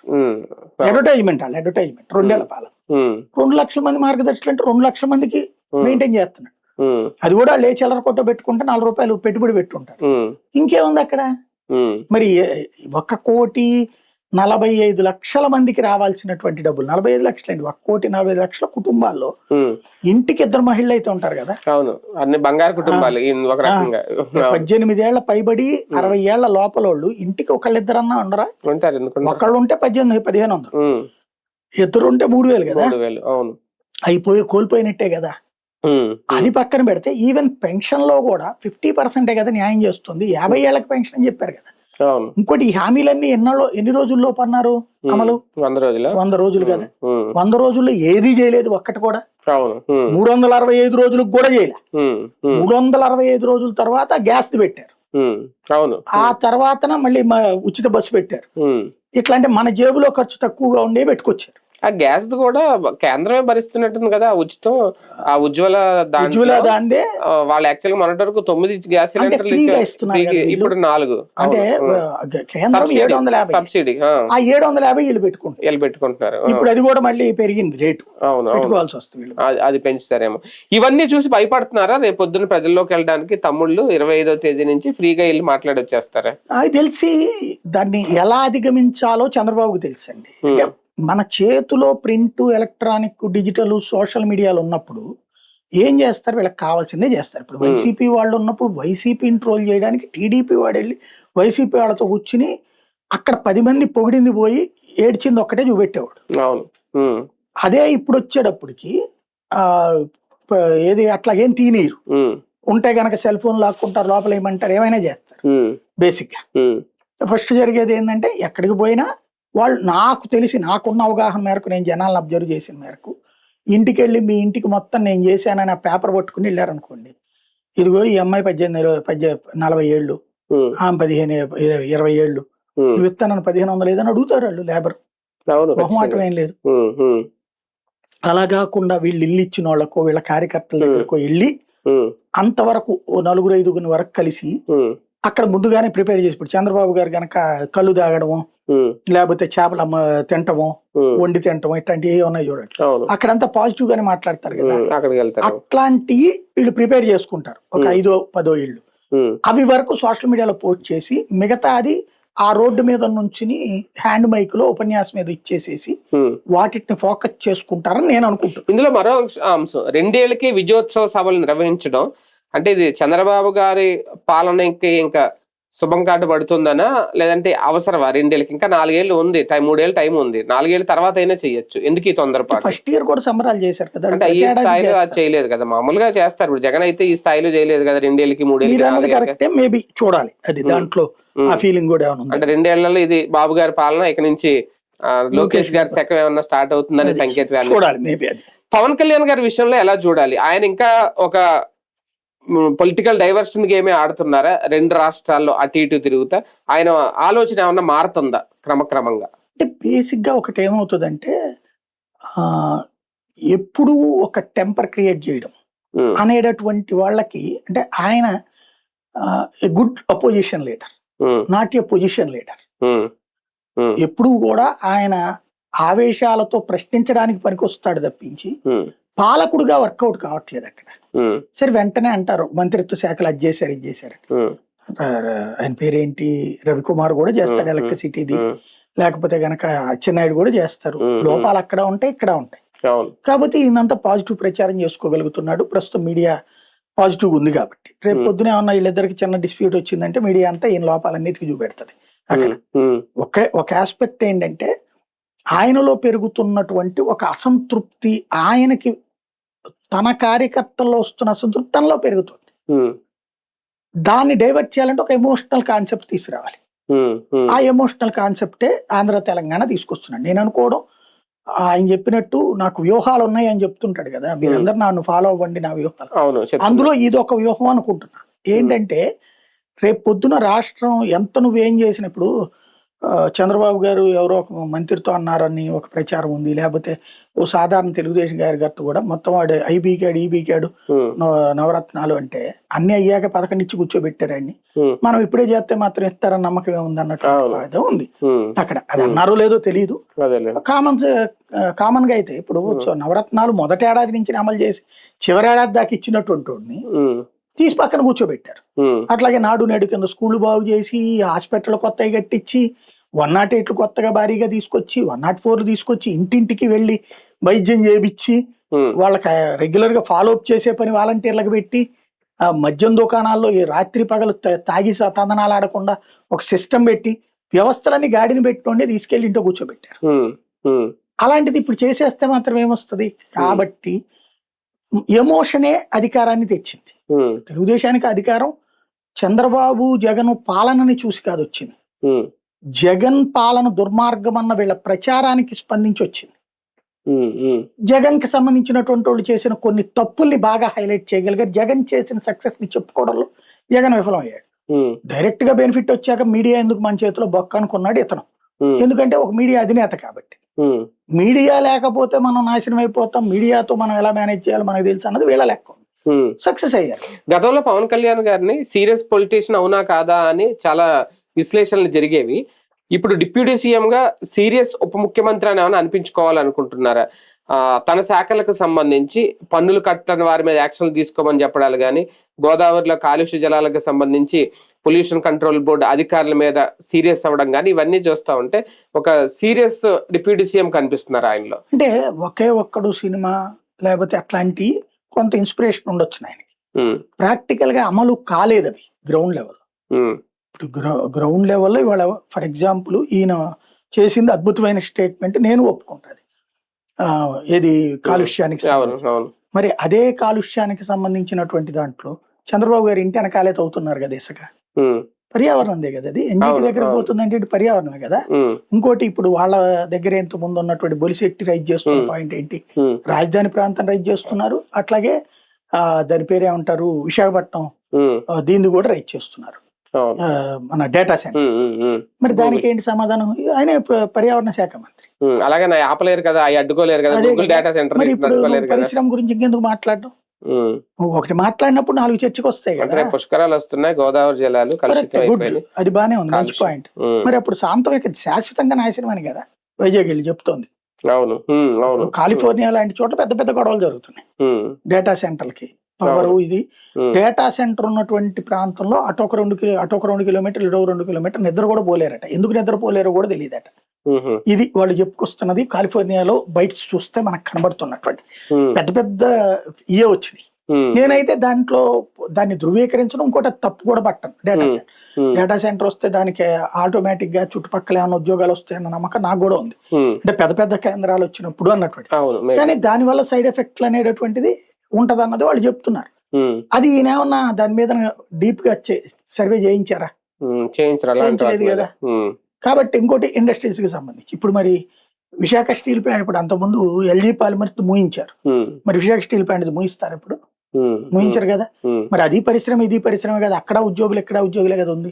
అవును. మరి అప్పుడు ప్రతిపక్షంలో ఉన్నది మూసేదాకా గొడవ చేసి ఇప్పుడు అధికారంలోకి వచ్చిన తర్వాత ఉమ్, ఉమ్, వాళ్ళ న్యాయం చేస్తామంటున్నారు. ఉమ్, మరి అన్యాయం ఎవరు చేసినట్టు? అవును. కాబట్టి ఇట్లాంటివి ఉంటాయి. బట్ ఒక ఆస్పెక్ట్ లో పర్యా ఆ, పల్లెలకు సంబంధించి గ్రామీణాభివృద్ధి శాఖ పంచాయతీరాజ్ శాఖ మంత్రిగా మాత్రం లోపాలని సెటరేట్ చేస్తున్నారు. అదే జగన్ చేస్తే ఏలెత్తి చూపెట్టేవాళ్ళు. ఉమ్, ఉమ్, ఈయన అది పరిష్కరిస్తున్నారు. ఉమ్, జగన్ అయినా బాబు అయినా కూడా లోకల్ వాళ్ళ మీదనే డిపెండ్ అవుతారు. ఉమ్, లోకల్ ఉండేటటువంటి సర్పంచులు, ఎంపీటీసీలు, జెడ్పీటీసీలు ఈ అప్పులు కట్టనీయకుండా ఆపేదాళ్లే. ఉమ్, అప్పులు ఎగ్గొట్టేది కూడా పొలిటీషియన్సే, ఉమ్, పలుకుబడి ఉన్నటువంటి వాడే. ఉమ్, మీకు నాకైతే కనుక కరెంట్ పీక అవతల ఆ, కూర్చోబెడతారు. అంతే. వాడికైతే కరెంటు బిల్లు ఎగ్గొట్టిన ఆపుతారు. పన్ను కట్టకపోతే మనకి ఇంటి ముందు టమ్కేస్తారు. ఉమ్, వాళ్ళ దగ్గర ఆగుతున్నారా? ఉమ్, లేదా? ఆగుతున్నారు కదా. వీటిది ఆయన చేతిలో కంట్రోల్ లేదు. ఆ వ్యవస్థ ఇప్పుడు ఇదివరకు జగన్ ఏం చేశాడు, అట్లాంటి వసూలు చేసే పని వాలంటీర్లకు పెట్టాడు. ఉమ్, వాలంటీర్ అయితే పిండి వసూలు చేసుకొచ్చాడు. ఉమ్, కానీ ఆ వాలంటీర్ని మనం దొంగం చేసాం. ఉమ్, ఇవాళ వసూలు చేయమని సచివాలయ సిబ్బందిని వెంటాడతారు. అవును. ఉమ్, వీడు 2,000 మందిని పట్టుకుని వెంటపడాలి. ఉమ్, అవును. తిరుగుతా 2,000 ఉంటున్నారు పాపం మందిని వాళ్ళు. 5గురు లెక్కేసుకుంటే తలా 400 మందిని వెంటపడాలి. ఉమ్, అదే ఇదివరకు వాలంటీరు 80 ఇళ్ళు 40 ఇళ్ళు చక్కగా చేసుకొచ్చేసావు. ఉమ్, ఓ వ్యవస్థను నాశనం చేసి ఇప్పుడు కొత్త వ్యవస్థ కోసం ప్రయత్నిస్తున్నాం. ఉమ్, ఉమ్, సచివాలయ వ్యవస్థ అన్నటువంటిది మనం తీసేయడం వల్ల ఎదురైన సమస్య, ఉమ్, వాలంటీర్ వ్యవస్థ వాలంటీర్ వల్ల వ్యవస్థ. తీసేసినటువంటి తర్వాత ఎదురవుతున్న సమస్యని అడ్రస్ చేయలేకపోతున్నారు. అది లోపం రేపు పంచాయతీరాజ్ శాఖ మంత్రి ఈయనకే వస్తుంది. ఖచ్చితంగా. ఉమ్, అదే ఆయనకి అర్థం కావట్లేదు. సార్ అధికారికంగా ఇదొకటి, రాజకీయంగా కూడా అంటే మొన్న ఏ రాజమండ్రిలో ఈయన సభ పెట్టి మాట్లాడారో ఆయన, అదే రాజమండ్రిలో నిన్న కొంతమంది కాపు నేతలు సమావేశం అయ్యారట. ఇవన్నీ చర్చించుకోవడం, వాళ్ళ ప్రాధాన్యత గురించి. అంటే ఒక అలజడి మొదలైంది కాపు సామాజిక వర్గంలో. ఈయన ఎంత అవునన్నా కాదన్నా అది రేపొద్దున్న కొన్ని క్లిష్ట పరిస్థితుల్లో ఎఫెక్ట్ అవుదా? అంటే బేసిక్ గా ఒకటండి, కాపులు ప్రతిసారి కూడా అటో ఇటో తేల్చేవాళ్లే. అవును. ఇప్పుడు అటు ఇటు తేల్చుకోలేకపోతున్నారు. ఇప్పుడు ఎందుకు ఉండదు? వాళ్ళు ఆల్రెడీ డిసైడ్ అయిపోయి ఉంటారు. అవునా? ఓటేసే రోజు చూస్తారు. ఈ లోపు రోజు వచ్చి బయట బోర్డు ఎట్టుకు తిరగరాడు. ఉమ్, వాళ్ళు కొట్టాలనుకున్నది ఎవరిని కొడతారు ఏంటనేది. ఉమ్, మనకి తటస్థ ఓటర్ అంటాం. తటస్థ ఓటర్ టర్నింగ్ ని బట్టి ప్రాంతీయ పార్టీల ఏరియాలో రాజకీయం నడిచేది. ఇది వరకు కాంగ్రెస్ తెలుగుదేశం మధ్యన గాని, ఉమ్, డిఎంకే ఏఐఏడిఎంకే మధ్యన గాని ఉమ్, మధ్యలో ఉన్న 20% తటస్థ ఓటర్ ఉంటాడు ఎప్పుడు. ఉమ్, ఆ తటస్థ ఓటరే రాజకీయం చక్రం మారటానికి కారణం అవుతాడు. ఉమ్, పర్సనల్ ఓటర్ మన ఓటర్ ఎక్కడికి పోడు. ఉమ్, ఇది నడుస్తూ ఉండేది ఎప్పుడు కూడా. ఉమ్, ఇప్పుడు ఈ తటస్థ ఓటర్ స్పేస్ అన్నటువంటి వీళ్ళు ఫిల్ చేస్తున్నారు ఉమ్, ఉమ్, కాపులు. ఉమ్. ఆంధ్ర వరకు కాపులు ఎటు ఉంటే అటు విజయం. కానీ కాపులు వెంటన్నా ఏమన్నా అసలు జనసేనకే ప్రాధాన్యత దక్కలేదు కూటమిలో అనేది కదా. ఇప్పుడు నిన్న కూడా ఫర్ ఎగ్జాంపుల్ తెనాలిలో నాదెండ్ల మనోహర్ గారు డైరెక్ట్ గా మంత్రి ఆదేశిస్తేనే మున్సిపల్ అధికారులు కనీసం స్పందించలేదు. ఆయన నడి రోడ్డు మీద కూర్చుంటే మన గాలి దుమ్ము తుఫాను గాలి అద్దం ఎఫెక్ట్ మొత్తం అప్పటికప్పుడు క్లీన్ చేశారు ఆ చెత్త చెదారం అని ఓకే పాజిటివ్ గా రాసుకొచ్చారు. కానీ అక్కడ విషయం ఏంటి, నాదెండ్ల మనోహర్ గారు మంత్రిగా ఉండి ఆదేశాలు ఇచ్చినా ఆయన పట్టించుకోలేదంటే ఆయనకు అవమానం జరిగింది. ఆయన రోడ్డు మీద వచ్చి కూర్చున్నా సరే 3 గంటల తర్వాత అధికారులు వచ్చి అప్పుడు అవన్నీ క్లీన్ చేశారంట. అది ఒక యాంగిల్లో చూసుకుంటే అవమానం, ఇంకా యాంగిల్లో చూసుకుంటే మంత్రి గారు వచ్చి రోడ్డు మీద కూర్చొని క్లీన్ చేయించారని అది రాసుకున్నారు. అది జనసేనకి ఇబ్బంది కదా రేపొద్దున అలాంటివి. వైఎస్ఆర్ కాంగ్రెస్ పార్టీకి మంత్రి అయి ఉంటే గనక చూసారా వ్యవస్థ ఎట్ట నాశనం అయిపోయిందని రాసేవాడు. అంతే మరి. ఇది మన పేపర్లు మన టీవీలు కాబట్టి ఇట్లా రాసుకొచ్చారు. ఈవెన్ నాదెండ్ల మనోహర్ అయినా వాళ్ళని మందలించడము అనేది యాక్షన్ తీసుకోవడం చేయాలి కదా. చేయాలి. బేసిక్ గా ఒకటండి, అంటే ఆయన కోపడ్డారట, నేను చెప్పినా మీరు ఎందుకు చేయలేదని. ఏ ప్రభుత్వమైనా సరే నాశనం అయ్యేది ఉద్యోగి వల్ల. ఉద్యోగి నిజాయితీగా ఉండి బాధ్యతగా ఉంటే ప్రభుత్వం కూడా బాగుంటది. ఇప్పుడు మనం రోజు వెళ్ళి చంద్రబాబు ఏం చేస్తున్నాడు, పవన్ కళ్యాణ్ ఏం చేస్తున్నాడు, జగన్మోహన్ రెడ్డి ఏం చేస్తున్నాడు అని చూడం. మనం ఎంఆర్ఓ ఆఫీస్కి వెళ్ళాం, మర్యాదగా కూర్చోబెట్టి పని చేశారనుకోండి, ప్రభుత్వం బాగుందిరా అంటాం. ఎంఆర్ఓ ఆఫీస్ 4 రోజులు తిప్పించుకుని లంచం తీసుకుని పని చేశారనుకోండి, దీని అమ్మ ప్రభుత్వం అంటాం. కామన్ థింగ్ ఇది మనకి. ఈ కామన్ థింగ్ అనేది గ్రహించకపోతే ఎట్లాగా? జగన్ చేసింది అది. జగన్ చేసినటువంటి డెవలప్మెంట్ సచివాలయానికి వెళ్తే మర్యాదకి ఇచ్చి పంపించేశారు వాళ్ళు, ఇంటికే తెచ్చి ఇచ్చేసారు అక్కడ. ఆ పాలన మనం చివరిలో ప్రచారం చేశాం కాబట్టి, ఆ ప్రచారానికి జనం పడిపోయారు కాబట్టి అని వీళ్ళు అనుకుంటున్నారు. కానీ ఇవాళ జరుగుతున్నది ఏంటంటే, ఇదివరకు లంచాలు అనేటటువంటి తీసుకునేవాడు భయంగా తీసుకునేవాడు, ఇప్పుడు రొమ్ము విరుచుకుని తీసుకుంటున్నాడు ప్రతి ఒక్కళ్ళు. ఎందుకంటే ఇదివరకు వాడు ఎవరికి వాటా ఇవ్వడు, ప్రభుత్వం తరపున ఉన్నటువంటి వాడు చెప్పినోడికి ఫ్రీగా పనిచేసి పెడతాడు, అంతవరకే గతంలో. ఇప్పుడు అట్లా కాదు, వాడు కూడా మనతో, ఇప్పుడు మనకి ఏదైనా పని కావాలి, మనం వెళ్ళి ఆ తెలుగుదేశం నాయకుడితో మాట్లాడితే, ఈ నాయకుడు వాళ్ళ కార్యకర్త చెప్పి పంపిస్తే అతని వాటా అతను పోను మనం ఎంత ఇవ్వాలో చెప్తాడు, మనం ఇచ్చిన దాంట్లో నుంచి అతని వాటా అతను తీసుకుంటున్నాడు. ఇది ఒకప్పుడు జన్మభూమి కమిటీ దారుణం అనుకుంటే, ఇది మరీ దారుణంగా తయారైంది. ఏ లంచం లేకుండా పని జరగనటువంటి పరిస్థితి ఎప్పుడైతే వచ్చిందో, ఇమ్మీడియట్ గా పని జరగని పరిస్థితి ఎప్పుడైతే వచ్చిందో, వాట్సాప్ గవర్నెన్స్ నీ వల్ల వాళ్ళకి కూడా కావట్లేదు. 2 ఏళ్ళైనా కూడా నువ్వు వాలంటీర్ ప్రత్యామ్నాయం వాట్సాప్ అన్నావు, వాట్సాప్ హ్యాండ్స్ అప్ యాక్చువల్ గా. దాంట్లో సినిమా టికెట్లు బుక్ చేసుకోవడానికి, గుళ్ళ టికెట్లు బుక్ చేసుకోవడానికి నువ్వు పెట్టింది ఆల్రెడీ ఇదివరకే ఉన్నది ఆల్రెడీ. ఇంకా నువ్వు కొత్తగా చేసేది దాన్ని దీంట్లో అటాచ్ చేయడం కాదు కదా. ఇప్పుడు నేను డెత్ సర్టిఫికేట్ అడిగా, బర్త్ సర్టిఫికేట్ అడిగా, యూనివర్సిటీలో మార్క్ లిస్ట్ అడిగా, యూనివర్సిటీలో సర్టిఫికేట్ అడిగాను, అప్పుడు నాకు ఇచ్చేస్తే నువ్వు కరెక్ట్. అలా ఇవ్వనప్పుడు నీకు ఇంకెందుకు, నువ్వు కొత్తదనం ఏంటి? నాది ఆస్తి సర్టిఫికేట్ అడిగా, రిజిస్ట్రేషన్ సర్టిఫికేట్ అడిగా, దానికి నువ్వు 1,00,000 అడిగిన తర్వాత టెక్నికల్లీ ఎర్రరు అంటే ఇంకెందుకు నువ్వు? సర్వర్ డౌన్ ఉంది, అయిపోయింది అక్కడ. నేను ఇప్పటికే 5 సార్లు ట్రై చేశా, ఏం అవ్వట్లేదు. ఇక అసలు వాట్సాప్ సంగతి వదిలేసా. ఎన్నిసార్లు చేస్తాం మనం? చివరికి ఆ బిల్లు కట్టేటప్పుడు, ఆస్తి పన్ను బిల్లు, మనం ఆ గవర్నమెంట్ వెబ్సైట్ ఉంటది కదా, దాంట్లోకి వెళ్ళి కడితే చక్కగానే పని జరుగుతుంది. వాట్సాప్ లో నుంచి కడతంటే వల్ల కావట్లే, దాంట్లోకి పాస్కోడ్ వేసి అవట్లా. ఏది ఐఫోన్ లో పెట్టుకుని చేస్తే కూడా నువ్వు ఏదో చెత్త ఫోన్ ఏదో అనుకుంటే అనుకోవచ్చు. కాబట్టి ఇలాంటిది అసలు పట్టించుకోవట్లే వాళ్ళు. ఇవన్నీ రేపు పొద్దున్న చర్చకి రావా? బేసిక్ గా పవన్ కళ్యాణ్ తను చూపుకుంటున్నదల్లా నాకు అనిపించింది ఏంటంటే, నెక్స్ట్ వ్యూహం అతను పన్నుతున్నది. మనకి ఆంధ్ర వాళ్ళకి తెలంగాణ అంశం మీద ఒక కోపం ఉంది అప్పటి నుంచి కూడా. తర్వాత 10 ఏళ్లలో మనల్ని ఎవరు ఏ ఇబ్బంది పెట్టకపోవడము, ప్రశాంతంగానే అక్కడ ఉండటము. మొదట్లో అయితే ఇబ్బందులు ఉన్నాయి, ఇప్పుడు ఆ ఇబ్బందులు తగ్గిపోయినాయి, పీస్ఫుల్ గా ఉంది. ఇక ఆ ఎమోషన్ లేదు. వాస్తవంగా చెప్పాలంటే తెలంగాణ ఎమోషన్ తగ్గిపోయింది, ఆంధ్ర ఎమోషన్ తగ్గిపోయింది. రేవంత్ రెడ్డి కొంత రెచ్చగొట్టే ప్రయత్నం చేస్తున్నాడు అక్కడ. రేవంత్ రెడ్డి కౌంటర్ గా తీసుకొచ్చి ఇక్కడ ఈయన లబ్ధి పొందాలనుకుంటున్నాడు, అదే ఎమోషన్. ఇప్పుడు 12 ఏళ్ల నుంచి 13 ఏళ్ల నుంచి 12 ఏళ్ల నుంచి ఎన్నో అవమానాలు ఎదుర్కొన్నాను అన్నాడు పవన్ కళ్యాణ్. ఎవడు అవమానించాడు ఆయన్ని? నువ్వు మొదట రాజశేఖర రెడ్డి పంచలోడ తీసుకొడతానంటివి, లేకపోతే ఇంకోటి చేస్తానని నువ్వు చెబుతావి. అప్పుడు వాడు అవతలోడు తిడతాడు.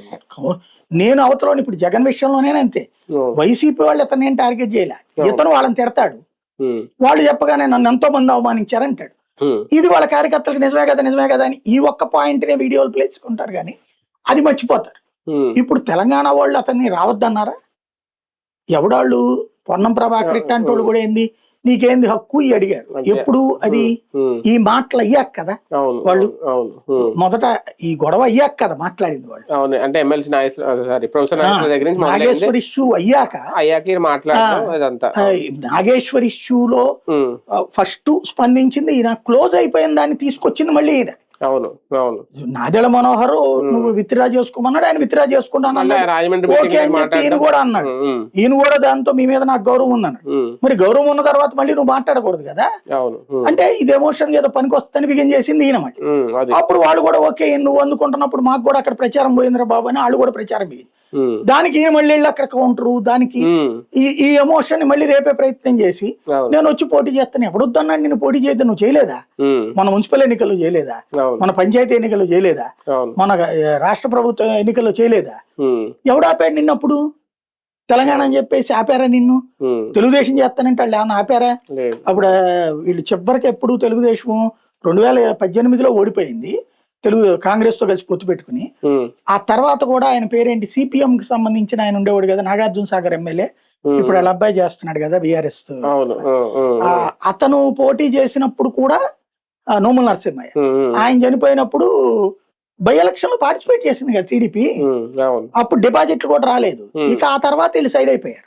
అంతకుముందు కూడా చేశారు వీళ్ళు, అప్పటి నుంచి వీళ్ళు సైడ్ అయిపోయారు. వైసీపీ అయితే ఫస్ట్ ఇయర్ జిహెచ్ఎంసీ ఎలక్షన్స్ తో సైడ్ అయిపోయింది. అసెంబ్లీ ఎలక్షన్ లో ఓడిపోవడం అయితే 4 అసెంబ్లీ సీట్లు గెలిచారు, ఒక ఎంపీ సీట్ గెలిచారు. బట్ రాష్ట్ర వ్యాప్తంగా మిగతా చోట్ల పెద్దగా రాలేదు అనుకున్న తర్వాత 10,000 25,000 ఓట్లు వచ్చినటువంటి ప్లేసెస్ వరకు ముందు అనుకున్నారు మళ్ళీ నెక్స్ట్ చేద్దాం. కానీ జిహెచ్ఎంసీ ఎలక్షన్స్ లో ఎప్పుడైతే దెబ్బతిన్నారో వద్దు అన్నాడు జగన్మోహన్ రెడ్డి, అక్కడతో క్లోజ్. ఇక ఆ తర్వాత మళ్ళీ ఏలుబెట్ల ఈవిడెళ్ళి వైఎస్ఆర్టీపీ పెట్టినప్పుడు కూడా అతను సపోర్ట్ చేయలేదు. చూసాం కదా మనం, మొన్న మాకు సపోర్ట్ చేయట్లేదు, ఈవెన్ మీడియా పబ్లిసిటీ ఇవ్వట్లేదు అని కూడా తిట్టిపోతుంది. అతను ఒప్పుకోలేదు. అతను ఒకసారి ఫిక్స్ అయితే క్లియర్. ఈయన మళ్ళీ వెళ్తానంటున్నారు, చేస్తానంటున్నారు. ఏముంది అందులో అంటే అక్కడ వాళ్ళు తిడతారు గ్యారంటీగా. తిట్టినప్పుడు ఎమోషన్, ఆంధ్ర పోరాట యోధుడిగా ప్రొజెక్ట్ కావడం. జాతీయ రాజకీయాల్లో కీలకంశం 2026 భారతీయ జనతా పార్టీకి బాగా కలిసి వస్తుందా? పశ్చిమ బెంగాల్ ఎన్నికల్లో గెలవడం కానీ, 12 ఏళ్ల పాత పూర్తి చేసుకొని ప్రధాని నరేంద్ర మోడీ ఒక రికార్డు సాధించడం కానీ, ఇదే టైంలో మరి ఎంతవరకు వాస్తవం అవుతుందో లేదో తెలియదు, టీఎంసీని కాంగ్రెస్ లో విలీనం చేసేస్తారు అనేది ఒకటి. ఇదే టైంలో ఇంకొకటి కూడా, అంటే ఇదంతా జరుగుతుందని డైవర్షన్. ఇప్పుడు ఎవరైతే మీనాక్షి నటరాజన్ది ఇది ఆమె రాజ్యసభకి చేసిన నామినేషన్ తిరస్కరించారో, మళ్ళీ ఇప్పుడు సుప్రీంకోర్టు కూడా కొట్టేసిందంట కదా, విచారణకు స్వీకరించలేదట.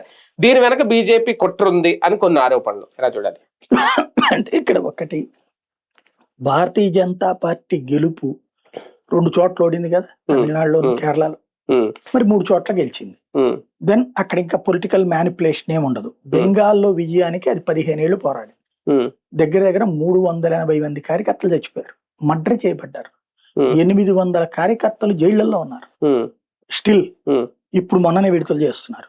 1200 మంది కార్యకర్తలు కాలెరగొట్టుకునో చెయ్యరగొట్టుకునో ఉన్నారు. వాళ్ళందరి త్యాగాల ఫలితం, మమతా బెనర్జీ అభిషేక్ బెనర్జీ చేతికిచ్చి అరాచకాలను ప్రోత్సహించిన ఫలితం అక్కడ బెంగాల్లో అధికారంలోకి వచ్చింది. కాంగ్రెస్ కమ్యూనిస్టులు వాళ్ళతో కుమ్మక్కై చేసిన రాజకీయం ప్లస్ ఐఎన్డీఏలో భాగస్వాములు కావడం, అక్కడ వరకు విడివిడిగా పోటీ చేయడం నచ్చలేదు జనానికి. అపోజిషన్ ఒక బీజేపీ కనిపించింది. లేకపోతే కనుక ట్రయాంగులర్ ఫైట్ 4 మధ్యన పోటీలో ఉండుండే. కాబట్టి బెంగాల్ విజయం అనేటటువంటిది Hindutva polarisation because of Congress, because of Mamata Banerjee, because of communist. హిందుత్వాన్ని ద్వేషిస్తూ మైనార్టీని బుజ్జగిస్తూ సుదీర్ఘకాలం నుండి బెంగాల్లోకి బంగ్లాదేశ్ని తెచ్చి కూర్చోబెట్టిన పాపానికి ఫలితం వాళ్ళు అనుభవించారు. అలాంటి సందర్భంలో మనకి ఇబ్బంది జరుగుతున్నా, తన్నులు తింటున్నా సరే వాళ్ళు అట్లా ఉండటం కరెక్ట్ కాదు అని వాదిస్తూ వచ్చినటువంటి పుణ్యం ఇవాళ భారతీయ జనతా పార్టీ అధికారంలోకి తెచ్చింది. ఎందుకని వీళ్ళు చెప్పినా కూడా వినలేదు వాళ్ళు. బంగ్లాదేశ్ వాళ్ళు వస్తే మనకు పెంటమ్మ, మన ఉద్యోగాలకి తలనొప్పి, మన వ్యాపారాలకి తలనొప్పి, మన ఆడపిల్లలకి తలనొప్పి, మనల్ని ఇబ్బంది పెడతారు అంటే ఎన్ని సొలి కబుర్లు, వీళ్ళందరూ బీజేపీ వాళ్ళు అంటే హిందుత్వవాదులు అందుకని ఇట్టగా ముస్లింలు అన్న కోపంతో అన్నటువంటి చెప్పుకొచ్చారు. కానీ ఆ తర్వాత వాళ్ళు వచ్చి కూర్చున్నాక, నీ కొంప పక్కకు వచ్చి కూర్చున్నాక, నీకు జరిగిన అవమానాలు అన్యాయాలు చూశాక, ఆ టైంలో పోలీసుల దగ్గర నుంచి ప్రభుత్వ యంత్రాంగం అంతా వాళ్ళకి ఫేవరబుల్గా ఉండి హిందువులను అవమానించిన తర్వాత హిందూ పండగలు చేసుకునివ్వని, బక్రీద్ రోజున లేకపోతే కనుక రంజాన్ రోజున కార్యక్రమాల్లో హిందువులకు సంబంధించినటువంటి ఉత్సవాలు కూడా ఆపిచ్చేశారు. కాళీమాత ఉత్సవాలు కూడా, కలకత్తా కాళీ ఉత్సవాలను ఆపేసి అక్కడ చేసేటటువంటి ఒక విచిత్రమైనటువంటి టాక్టిక్స్ ప్రదర్శించేటప్పుడు విసిగెత్తిన జనం ప్రత్యామ్నాయం లేదు కాబట్టి భారతీయ జనతా పార్టీ అనుకున్నారు. అయితే తృణమూల కాంగ్రెస్ ఇది ఊహించలేదు. మమతా బెనర్జీ ఏంటంటే ఇంకా ఇంకా ఇంకా ఇంకా పెరుగుతాను అనుకుంది. కానీ ఎప్పుడైతే 18 స్థానాలు భారతీయ జనతా పార్టీకి వచ్చిందో ఆ తర్వాత అసెంబ్లీ ఎన్నికల్లో మళ్ళీ ఘన విజయం సాధించేటప్పటికి ఇక తనకి తిరుగులేదు అనుకుంది. ఆ తర్వాత మొన్న జరిగిన 24 ఎన్నికల్లో బీజేపీ 12 స్థానాలకు తగ్గిపోయింది, అంతకుముందు 18 నుంచి. దాంతో ఇక అయిపోయింది బీజేపీ పని అని ఆవిడ అనుకుంది. కానీ పార్లమెంట్ ఎన్నికల్లో ఓటమి తర్వాత భారతీయ జనతా పార్టీ సీరియస్ గా ఎఫర్ట్ పెట్టింది. లోపం ఎక్కడుందో వెతికింది. ఆ లోపాలలో అంతకు ముందు ఏది 2వ స్థానంలో 3వ స్థానంలో ఉన్నటువంటి చోట్లన్నిటి మీద ప్రత్యేక కాన్సన్ట్రేట్ చేసి కొట్టింది. ఆ ఇంపాక్ట్ పనిచేసింది. ఇప్పుడు మమతా బెనర్జీకి మొట్టమొదటిసారి ఆవిడ జీవితంలో సఫర్ అవుతున్నది ఏంటంటే పార్టీ ఆవిడ చేతిలో జారిపోయింది. ఎమ్మెల్యేలు చీలిపోయారు 64 మంది, 80 మందిలో 64 మంది విడిపోయారు. అట్లాగే పార్లమెంట్ సభ్యులు 29 మందిలో 20 మంది చీలిపోయారు. ఇంకొక ఇద్దరు కూడా అంటున్నారు. అవును రాజ్యసభలో 4 రాజీనామా చేశారు, మిగతా 9 మంది అదే బాటలో ఉన్నారు. అవును టోటల్ గా ఈ మాటనే ఎవడయ్యా అంటే ఇంతవరకు కళ్యాణ్ బెనర్జీ, అభిషేక్ బెనర్జీ, మహువా మైత్రా అనుకున్నారు. మహువా మైత్రా ఏమో సువేందు అధికారి నాకు ఫ్రెండ్ అని మీకు చెప్పేసి ఈ కళ్యాణ్ బెనర్జీని నువ్వు అభిషేక్ బెనర్జీ ఉండాలా నేను ఉండాలో తేల్చుకోమన్నాడు. ఇక మిగిలింది అభిషేక్ బెనర్జీని ఈవిడ కలిసి తిరగడమే. ఆ స్టేజీ తెచ్చేసుకోవడం అన్నటువంటి మమత జీవితంలో ఊహించలేదు. కాంగ్రెస్ పార్టీ ఆఫర్ ఇచ్చింది అన్నటువంటిది ప్రచారమేనని కాంగ్రెస్ చెప్పేసింది నిన్న. మేమేమి ఆఫర్లు ఇవ్వలేదు, కలిసి ఉండటం కూటమి గురించి అన్నాం కానీ. ఎందుకంటే ఏమని వచ్చింది నేషనల్ మీడియాలో, ఈవిడికి రాజ్యసభ ఇప్పిస్తారు, దానికి ఈవిడేమో రాజ్యసభ చైర్పర్సన్ అడిగింది, చైర్పర్సన్ కాదు రాజ్యసభ పక్ష నాయకురాలు అడిగింది అన్నది. అది వాస్తవం కాంగ్రెస్ కి తొర్ర. ఎందుకంటే మల్లికార్జున ఖర్గే ఎవరు ఏఐసిసి అధ్యక్షుడు, రాజ్యసభలో సభాపక్ష నాయకుడు, అతని పదవికి కూడా పెడతారా? అప్పుడు ఎస్సీలకు అన్యాయం చేశారన్న పాయింట్ రాదా? కాంగ్రెస్ బీజేపీ మీద వేస్తున్న అస్త్రం చూసారా, మేము ఎస్సీలకు ఇచ్చామన్నట్టు. ఇటు వీళ్ళేమో మేము వీళ్ళనే పెట్టుకుంది ఎస్సీలనే తీసుకొచ్చాము అని వీళ్ళు చెప్తారు, ఏది రాష్ట్రపతిని పెట్టాము ఇట్లాంటి వీళ్ళు చెప్తుంటారు. కాబట్టి ఇప్పుడు అట్లాంటి టైంలో ఎక్కడి నుంచి తీస్తారు? అప్పుడు ఈవిడ వైస్ చైర్మన్ అడిగిందని, ఇదే వైస్ అపోజిషన్ లీడర్ అడిగింది అన్నటువంటి కూడా ప్రచారం జరిగింది. వైస్ కి ఈవిడికి ఆనదు బేసిక్ గా. రెండవది ఈవిడ చేతికి అలాంటి తలనొప్పి తలకాయ ఇచ్చుకునే ప్రయత్నం కాంగ్రెస్ చేస్తా అంటే నాకు డౌటే. ఇంకోటి విలీనం పరంగా ఇప్పుడు ఈ మిగిలిన 7-8 మందితో విలీనం అవ్వడం వర్కౌట్ కాదు. ఎందుకంటే పార్టీ వాడి చేతికి వెళ్ళిపోయినట్టు.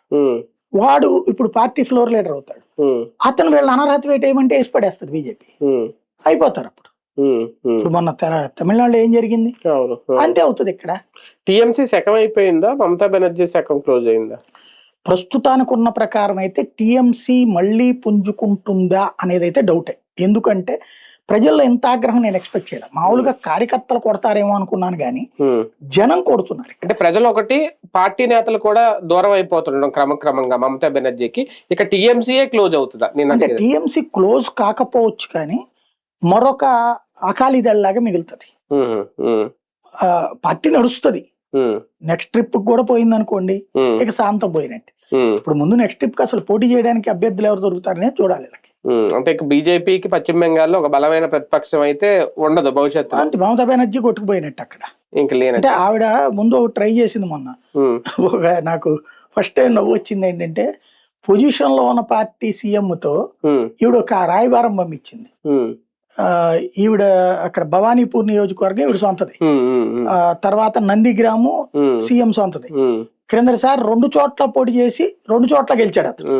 భవానీపూర్ లోని గెలిచాడు, ఈవిడ నందిగ్రామంలో ఓడిపోయింది. అప్పుడు నందిగ్రాము నుంచి అప్పుడు ఈవిడ పోటీ చేసినది నందిగ్రామంలో, ఈవిని ఓడించి మరీ గెలిచాడు. ఈవిడ అప్పుడు భవానీపూర్ లో ఉన్న ఈ తృణమూల్ క్యాండిడేట్ ఎమ్మెల్యేని రాజీనామా చేయించి మళ్ళీ పోటీ చేసి గెలిచింది. ఇప్పుడు సువేందు అధికారితో అమిత్ షా ఏం చేయించాడు, ముందే 2 చోట్ల పెట్టించాడు నామినేషన్, 2 చోట్ల గెలిచేశాడు ఆయన.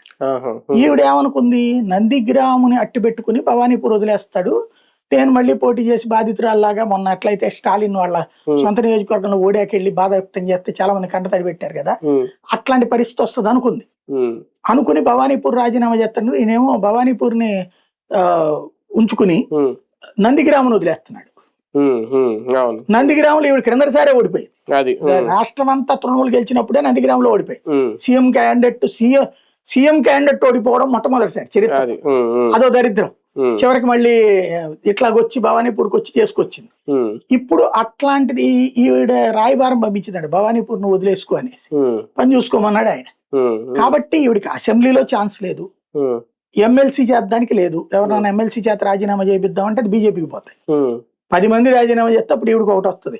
10 మంది ఈవిడ కోసం ఎందుకు చేస్తారు? ఇప్పుడు అసలు వాళ్ళందరూ అటు తిరుగుతుంటే.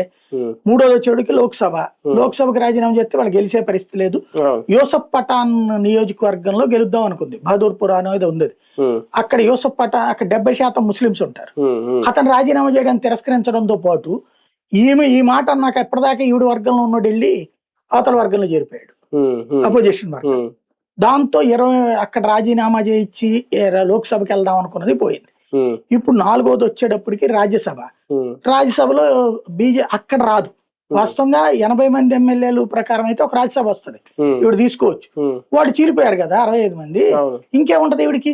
ఇక రాజ్యసభ లేదు. అందుకని కాంగ్రెస్ వైపు నుంచి ఈ కాన్సెప్ట్ కాంగ్రెస్ ఇప్పుడు కూడా అవదు, ఇప్పుడు అయిపోయింది కదా, మళ్ళీ 2 నెలల తర్వాత 3 నెలల 2 ఏళ్ల తర్వాత వస్తుంది. అప్పటి గురించి ఇప్పుడు ఏం బేరాలాడతారు? నిజంగా మీనాక్షి నటరాజన్ విషయంలో తిరస్కరణకు సంబంధించి కుట్ర జరిగిందా? నామినేషన్ తిరస్కరణ కాంగ్రెస్ లో కుట్ర జరిగింది, అంతే బీజేపీలో కదా. ఎందుకంటే నిన్న ఆవిడ ఎవరో సిబిఐకో దేనికో ఇంటర్వ్యూ ఇచ్చింది. ఇప్పుడు ఇందులో అసలు కేసు ఏంటంటే, ఒక కాంగ్రెస్ నాయకుడు ఒక అమ్మాయిని లైంగికంగా వేధించాడు, వాళ్ళ పార్టీ కార్యకర్త. అమ్మాయి జిల్లా అధ్యక్షుడికి చెప్పింది, మహేష్ గౌడ్కి చెప్పింది, మీనాక్షి నటరాజన్కి చెప్పింది. వాస్తవంగా ఇట్లాంటిది వినగానే వెంటనే ఫాలో అప్ చేయించి ఈవిడ మీద కేసు నమోదు అయ్యిందా? అవలేదని అయ్యింది. అదే ఇప్పుడు దాంట్లో ప్రైవేట్ కేసు, అది ప్రైవేట్ కేసులో క్రిమినల్ కేసు కిందకి కోర్టు ఆదేశాలు ఇచ్చింది. వీళ్ళు లేదు లేదు అనుకున్నారు. ఆ అమ్మాయి ఏం చేసిందంటే పోలీస్ స్టేషన్ లో కంప్లైంట్ పెడితే పోలీసులు ఎఫ్ఐఆర్ కట్లా, కాబట్టి వీళ్ళు ఏం లేదు అనుకున్నారు. కానీ అమ్మాయి కోర్టుకి వేసింది. కోర్టు ఇచ్చిన ఆదేశాలతో కేసు నమోదు చేయాల్సి వచ్చింది. మామూలుగా అప్పుడు ఏం చేయాలి, దాని మీద ఒక ఎంక్వైరీ చేసేసి క్లోజ్ చేయాలి కేసు. ఎవడో ఆ నాయకుడు ఎవరో శివ అనేది ఉంది, కంబం శివ అనేది చెప్పారు, అతని మీద అసలు ఈ అమ్మాయి ఎలిగేషన్. అతన్ని గురించి కంప్లైంట్ చేస్తే పట్టించుకోలేదని మహేష్ గౌడ్ వీళ్ళందరి మీదనే కేసు పెట్టింది ఆవిడ. అసలు వెళ్ళదు, డైరెక్ట్ కాదు, అది జవాబుదారి అనమాట. అట్లాంటిది పెద్ద కేసు కాదు లెక్క ప్రకారం, దాన్ని క్లోజ్ చెయ్యొచ్చు. సీరియస్ గా తీసుకోలేదు మన ప్రభుత్వమే కదా అన్న ఉద్దేశంతో. చిన్న చిన్న అంశాలు పెద్ద పెద్ద గొడవలు అవుతాయి అంటారు, అది జరిగింది. ఇప్పుడు కంచి జయేంద్ర సరస్వతి గారు అరెస్ట్ అప్పుడు శంకర్ రామన్ అనేటటువంటి వాళ్ళ ఆఫీస్ మేనేజర్ చనిపోయాడు, మర్డర్ చేసింది వాళ్ళ ఆశ్రమంలో ఉన్నటువంటి అతనే. అప్పుడు వాళ్ళ ఆవిడ కంప్లైంట్ ఏమి ఇచ్చిందంటే, మేము ఎన్నోసార్లు చెప్పాము అతనితో ప్రాబ్లం ఉంటది, అతను మంచోడు కాదని, స్వామివారు పట్టించుకోలేదు కాబట్టి ఆయన బాధ్యుడు అంది, ఆయన కూడా బాధ్యుడే అంది. దాన్ని పట్టుకుని ఆయన మర్డర్ చేశాడని కేసు పెట్టారు. ఆయన అప్పుడు పట్టించుకోవాలా. తర్వాత ఎప్పుడో జయలలితతో గొడవ వచ్చినప్పుడు జయలలిత ఆ కేసును తీపిచ్చి అరెస్ట్ చేసింది ఎన్నాళ్ళ తర్వాత. అట్టుంటాయి, ఆయన పట్టించుకోలేదు. ఏముంటది అందులో, బాధ్యుడు అన్నది కోపంతో, అంటే స్వామివారికి కూడా చెప్పినా కూడా పట్టించుకోలేదు అని అక్కడ. కానీ అదేది అసహనంతో ఉన్నమాట. ఇప్పుడు ఇది కూడా అంతే, మీనాక్షి నటరాజన్కి చెప్పినా కూడా పట్టించుకోలేదు అన్న కారణంగా కేసు. ఈవిడ పాప రాజ్యసభకు దూరమైనట్టే. అంటే దాంట్లో అమ్మాయి చెప్పిన పాయింట్ ఏంటంటే, ఎవరో కాంగ్రెస్ నాయకుడు వచ్చి ఆ ఫైల్ తీసుకుపోయాడట. అంటే కాంగ్రెస్ లోనే ఎవరో రేవంత్ వ్యతిరేకులు లేకపోతే రేవంత్ చేయించాడు. ఎందుకంటే మీనాక్షి నటరాజన్ ఈయన మాట కూడా పట్టించుకోకుండా చేస్తుంటది, ఈయనకి ఆదేశాలు ఇస్తుంటది, అది చేద్దాం ఇది చేద్దాం. అందుకని ఈవిడ రేపు పొద్దున్న రాజ్యసభ సభ్యులు అయితే ఏకమేక అవుద్దని ఆయనే చేయించచ్చు కదా, ఆయన గ్రూపే ఏమైనా ఉండొచ్చు. ఫైనల్ గా లోక్సభ నియోజకవర్గాలు పెంచే విషయంలో ఇప్పుడు 824 ఎన్నో చెప్తున్నారు, 173 నియోజకవర్గాలనే డివైడ్ చేయాలి. అది కూడా కొన్ని 3 అవుతాయంట, అందులో మన విశాఖ ఆంధ్రప్రదేశ్ లో కొన్ని 2 అవుతాయంట. ఇదే కనుక జరిగితే అంటే పెరుగుతాయి అనుకున్నట్టుగా, లేదంటే కొంతవరకే పెరుగుతున్నాయి? లేదు, అనుకున్నట్టే, అది నుంచి అనుకున్నదే శంఖంలో పోస్తే తీర్థమైనట్టు కమిటీ పేరుతో చెప్తున్నారు అంతే. ఆర్థిక మండలి సిఫార్సు క్లియర్, అది బెటర్ కదా. ఇప్పుడు ఆ లెక్కన కాదంటే వీళ్ళ కర్మ అది. ఇప్పుడు అంతకు మించి పెరగవు, అంటే చిన్నవి అయిపోవా 3 చేసి. ఇప్పుడు విశాఖ ఉంది, దాన్ని 3 ఓవర్ కదా. ఇప్పుడు 30 లక్షల మంది ఉన్నారు, మనకి 10 నుంచి 15 లక్షలు అండి ఒక లెక్క. అసెంబ్లీకి 2 లక్షల నుంచి 7 అంటే 7 రోజులు 14 అయిపోయింది, 15 లక్షలు. ఆ రేంజ్ లోనే ఇప్పుడు 45 లక్షలు అయిపోయాయి అక్కడ విశాఖపట్నం. మరి అవుతుంది కదా. ఇప్పుడు మల్కాజ్గిరి ఏముంది, మల్కాజ్గిరి, సికింద్రాబాద్, హైదరాబాద్ వస్తాయి. ఎక్కువ జనాభా ఉన్నటువంటి సెగ్మెంట్లే మారతాయి. ఎందుకంటే 45 లక్షలకి 50 లక్షలకు ఒకళ్ళేం ప్రతినిధి అంట. ఒక రాష్ట్ర ముఖ్యమంత్రి 40 లక్షలకు ప్రాతినిధ్యం ఉంటుంది ఈశాన్య రాష్ట్రం, 40 కూడా ఉండదు, 20 లక్షలు 10 లక్షలకు ప్రాతినిధ్యం ఉంటుంది. ఈశాన్య రాష్ట్రంలో కొన్ని చోట్ల అయితే మరి మన ఇది ఉంటుంది చూడండి, కార్పొరేషన్ కౌన్సిల్ టైప్ లో 25,000 మందికి 40,000 మందికి కూడా ఎంపీలు ఉన్నారు అక్కడ. అలాంటిది ఉంటుంది. అంటే తెలుగు రాష్ట్రాలకి న్యాయమా అన్యాయమా అనేది మొత్తం రేషం అంతా ఒక న్యాయం. ఎందుకంటే ఎక్కడైతే అతిగా ఉందో దాన్ని సెటరేట్ చేస్తున్నారు. తెలుగు రాష్ట్రాలకి ఇప్పుడు మన ఆయన పేరేంటి, జయప్రకాష్ నారాయణ గారే చెప్పినట్టు 25 సీట్లు మనకి 17-18 రావాలి. ఇప్పుడు అడిషనల్ గా 38 ఇస్తానంటున్నారు, పెరుగుతాయి. 38 ఇస్తానంటున్నారు, 25కి 13 ఎక్కువే కదా మనకి. అట్లాగే తెలంగాణలో 17కు గాను 12కో 13కో పడిపోతుందని చెప్పారు ఆయన. ఇప్పుడు అక్కడ లెక్క చూస్తే గనక 25 వస్తున్నాయి కదా, మరి మంచిదే కదా. అది దాదాపు కర్ణాటకతో సమానం. కర్ణాటక కూడా 15 పెరుగుతున్నాయి, అక్కడికి 28 ఉంటే 48 వస్తున్నాయి. ఇప్పుడు కూటమి ప్రభుత్వానికి ఇది ప్లస్ అవుతుంది రేపు పొద్దున్న, అది జరగాలి అంటే ఇప్పుడు అది దీంట్లో చెయ్యాలి కదా రేపు పొద్దున.